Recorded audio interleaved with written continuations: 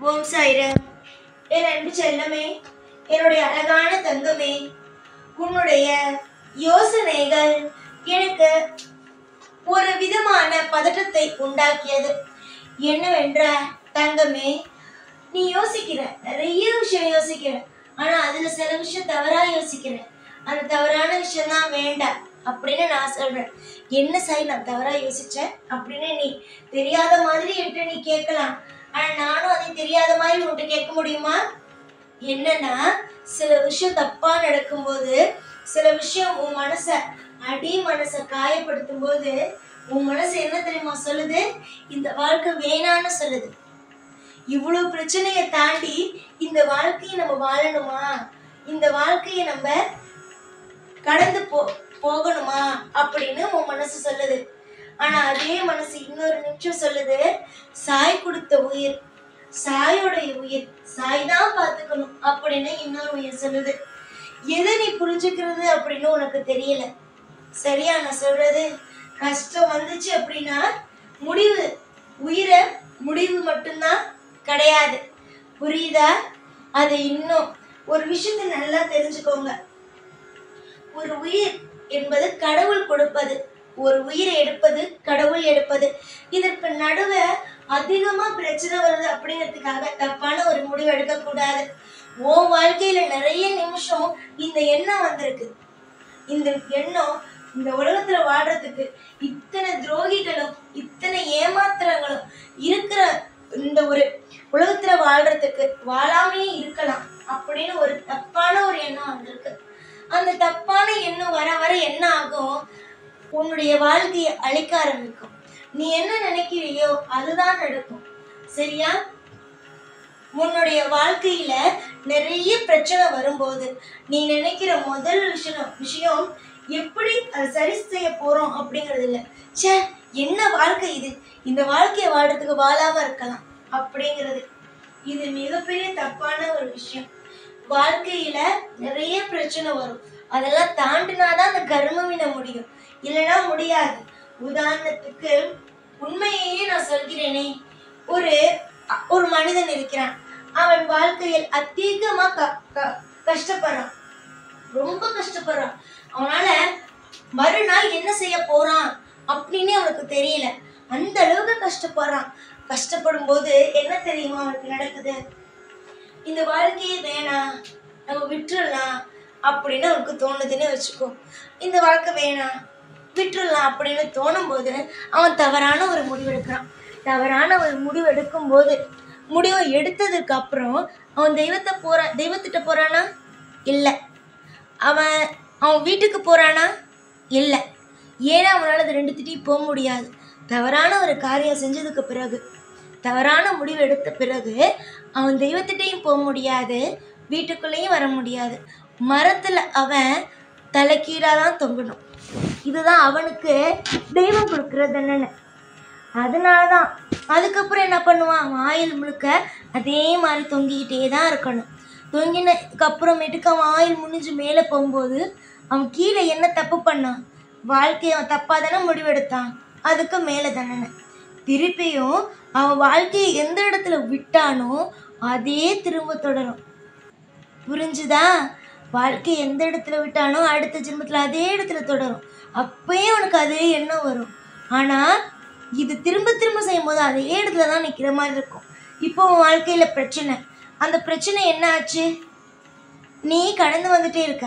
கடந்து வரும்போது இது 1 வருஷமோ இல்லை 6 மாதமோ 2 மாதமோ 1 மாதமோ முடிஞ்சிடும். கர்ம வினைங்கிறது முடிஞ்சிடும். காலம் முழுக்க இழுக்கிற கூட விஷயம் கிடையாது, முடிஞ்சிடும். ஆனால் இது நீ முடிக்காம சில விஷயத்தை பற்றி யோசிச்சனா வளரும். அடுத்த கட்ட வாழ்க்கையை பார்க்க முடியாது. புரிஞ்சுதாம்மா? உனக்கு எல்லாத்தையும் தெளிவாக தான் நான் சொல்கிறேன். எதையுமே மறைச்சு, எதுவுமே உங்ககிட்ட நான் ஏமாற்றி எதுவுமே நான் சொல்லலை. ஏன்னா என் பிள்ளைக்கு எல்லாம் தெரியணும். தெய்வ ரகசியம் எல்லாமே தெரியணும். தெய்வ ரகசியமானது மிக முக்கியமானது. அந்த தெய்வ ரகசியத்தை முதல்ல புரிஞ்சுக்கணும். அப்படி புரிஞ்சுக்கிறவங்க நிச்சயமாக தவறு செய்ய மாட்டாங்க. தெய்வ ரகசியத்தை புரிஞ்சுக்காம தான் என்ற அகந்தையோடு இருக்கிறவங்க தான் நிறைய தவறு செய்கிறது. புரிஞ்சுதா? நம்பிக்கையோடு இருங்க. வாழ்க்கையில் நீ எந்த அளவுக்கு கஷ்டப்படுற, சொல்ல முடியாத அளவுக்கு கஷ்டப்படுற. வெளியில் தெரிஞ்சா உன் வாழ்க்கை இப்படியா நீ சிரிப்பாங்க, கைத்தட்டி சிரிக்க அத்தனை பேர் காத்திருக்காங்க அப்படின்னு நீ கலங்குற. எல்லாமே விடு, பார்த்துக்கலாம். எப்போ கைத்தட்டி சிரிக்கிறவங்க நாளைக்கு உனக்கு ஒருவேளை வந்து சாப்பாடு போட போகிறது கிடையாது. கைத்தட்டி இன்னைக்கு சிரிப்பாங்க, நாளைக்கு நீ நல்லா வந்துட்ட அப்படின்னா தலை குனிஞ்சு போவாங்க. இப்போ எப்படி கைத்தட்டி சிரிக்கிறது நீ பார்க்குறியோ அதே மாதிரி அவங்க தலை குனிஞ்சு போகிற ஒரு நாளையும் நீ பார்ப்ப. வாழ்க்கையில் ஒருத்தவன் கஷ்டப்படுறான் அப்படின்னா அது கஷ்டமாகவே இருக்காது. அடுத்த நாள் அவனுக்கு சந்தோஷமும் வரும். அதனால மனசொடிஞ்சு போய் நமக்கு இது நடக்குமா நடக்காதா, இது செய்வோமா செய்ய மாட்டோமா, இந்த இடத்துல தைரியமாக நிற்போமா நிற்க மாட்டோமா, எதுவுமே நினச்சி குழம்பாது. அந்தந்த நிமிஷம் எது எது நடக்குமோ அது நடக்கும். ஒரு 4-5 நாள் கழித்து ஒரு விஷயம் நடக்க போகுது அப்படின்னு வச்சுக்கோ. அந்த 4-5 நாள் கழித்து அதை பற்றி யோசிக்கலாம், கவலைப்படலாம். ஏன் இப்போலேருந்து கவலைப்படுற? இந்த நாள் சந்தோஷமாக இரு, இந்த நாளை சந்தோஷமாக வாழு. நாளை மட்டும் என்னைக்கு விட்டுறாதீங்க, அது திரும்ப வராது. எப்படி அம்மா அப்பா கூட இருக்கும்போதே அம்மா அப்பாவை அவ்வளோ அழகாக பார்த்துக்க முடியுமோ அதே மாதிரி தான் எப்படி அந்த அம்மா அப்பாவை நல்லபடியாக பார்த்துக்கணுமோ அவங்க போன பிறகு ஐயோ நான் இதை செய்யலை அப்படின்னு சொல்ல முடியாதோ அதே மாதிரி தான். காலம் இருக்கும்போது அதை உபயோகப்படுத்திக்கோங்க.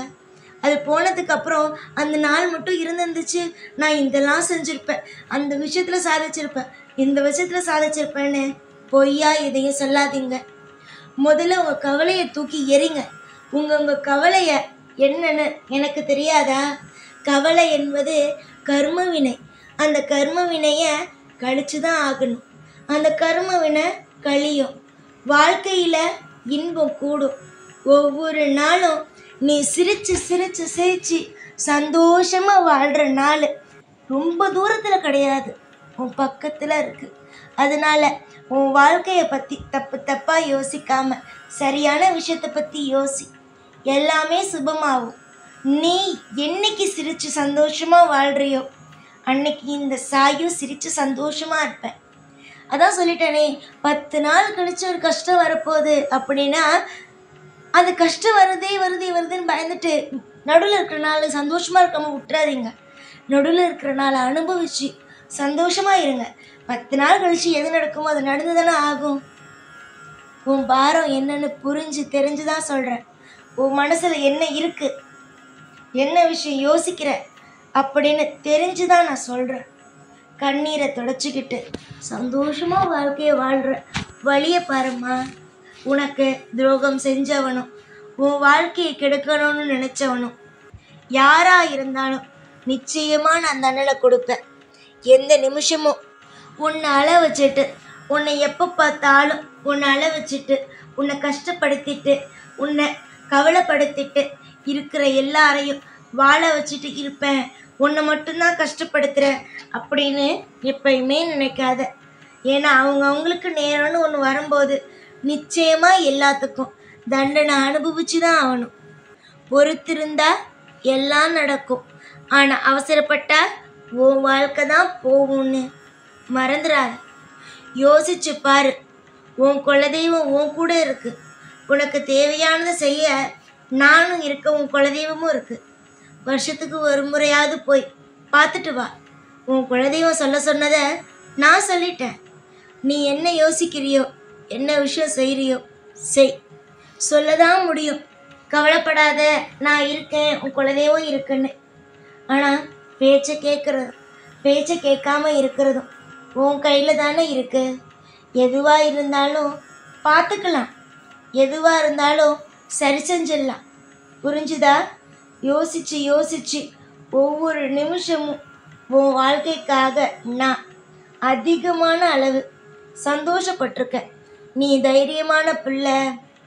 உன் வாழ்க்கையில் நான் எந்த நிமிஷம் என்னென்ன விஷயம் செய்யணும் அப்படின்னு நான் ஒரு திட்டம் போட்டு வச்சுருக்கேன். கூடிய சீக்கிரமாக எல்லாமே நல்லதாக நடக்கும். நீ பார்த்துட்டே இரு. நாளுக்கு நாள் எத்தனை விதமான உயர்வை நீ சந்திக்க போகிற, எத்தனை விதமான அற்புதத்தை சந்திக்க போகிற. உன்னுடைய துரோகிகளுக்கு நீ எப்படியெல்லாம் பாடத்தை புகட்ட போகிற அப்படின்னு ஒவ்வொன்றா நீ பார்த்துட்டே இரு. நீ நினைக்கிறத விட உன் வாழ்க்கை அப்படி எதிராக. நீ இப்போ என்ன நினைக்கிற? வாழ்க்கை மாறாது அப்படின்னு நினைக்கிறேன். சரியா? ஆனால் நான் சொல்கிறேன், உன் வாழ்க்கை மாறும். எதிர்பார்த்தது நடக்கும்.